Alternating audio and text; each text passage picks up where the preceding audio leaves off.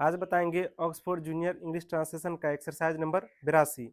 यह exercise present indefinite tense के negative sentence पर आधारित है।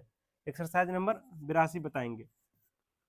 प्रेजेंट इंडेफिनिट टेंस का नेगेटिव सेंटेंस का बनावट होता है सब्जेक्ट प्लस डू या does plus V1 plus object.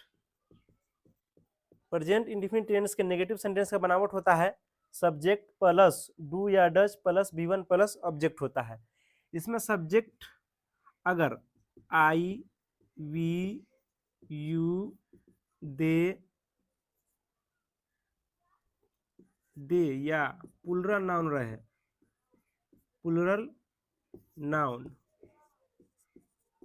रहे तो किसका प्रयोग करेंगे? डू का प्रयोग करेंगे। अगर सब्जेक्ट में क्या रहे? आई रहे, वी रहे, यू रहे, दे रहे या प्लूरल नाउन रहे तो किसका प्रयोग करेंगे? डू का प्रयोग करेंगे। अगर सब्जेक्ट में ही, सी, इट या सिंगुलर नाउन रहे,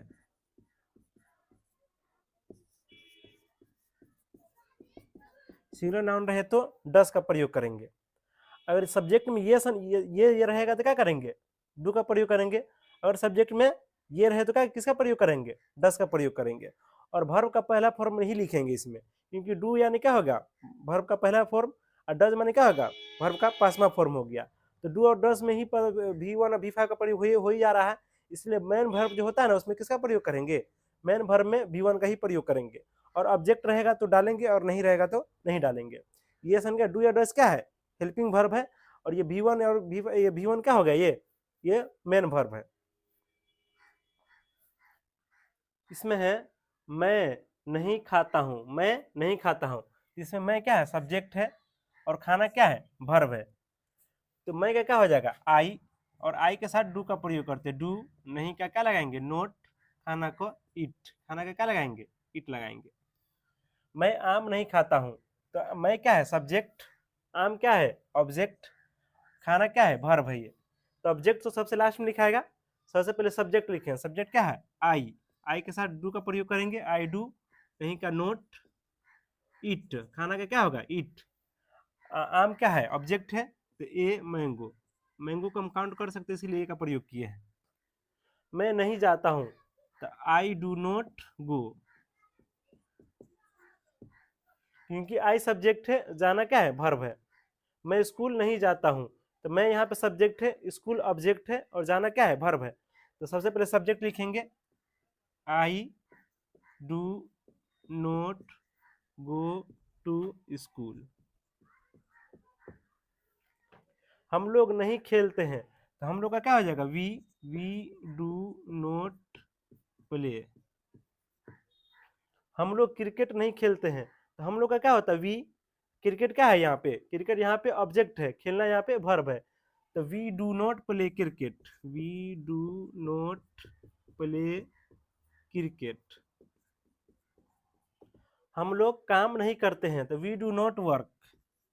वी डू नॉट वर्क।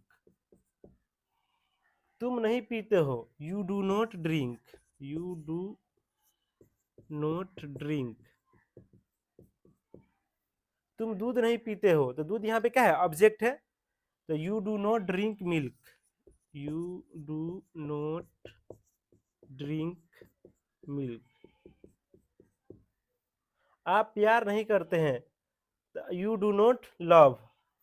यहाँ पे प्यार करना क्या है? यहाँ पे वर्ब है। आप क्या है? सब्जेक्ट है। You do not love. आप मुझे प्यार नहीं करते हैं, तो यहाँ पे मुझे क्या होगा? ऑब्जेक्ट हो जाएगा। ऑब्जेक्टिव केस मी का क्या होगा? मुझे का क्या हो जाएगा? मी होगा। तो you do not love me.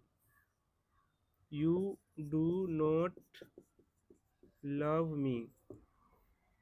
वह नहीं पढ़ती है, तो सी डज नॉट रीड। यहाँ पे सी है, इसीलिए से किसका प्रयोग किए हैं? डज का प्रयोग किए हैं। वह रात में नहीं पढ़ती है, तो she does not read at night. अगर दी का प्रयोग देखिए इन लगाएंगे तो दी का प्रयोग करना पड़ेगा, है ना, इन दी नाइट। अगर एट लगा है तो दी का प्रयोग नहीं करेंगे फिर भी चल जाएगा। तो वो नहीं पढ़ती है, वो रात में नहीं पढ़ती है, तो क्या हो जाएगा, she does not read at. Ram नहीं जाता है, Ram does not go, Ram does not go. यहाँ पर राम सिंगुलर नाउन है इसलिए डज का प्रयोग किए। राम बाजार नहीं जाता है, तो Ram does not go to market, Ram does not go to market. वे लोग नेपाल में नहीं रहते हैं, they do not live in Nepal, they do not live in Nepal. बिल्ली घास नहीं खाती है, the cat does not eat grass, it the cat does not eat grass. मैं अंग्रेजी नहीं जानता हूँ, I do not know English, I do not no.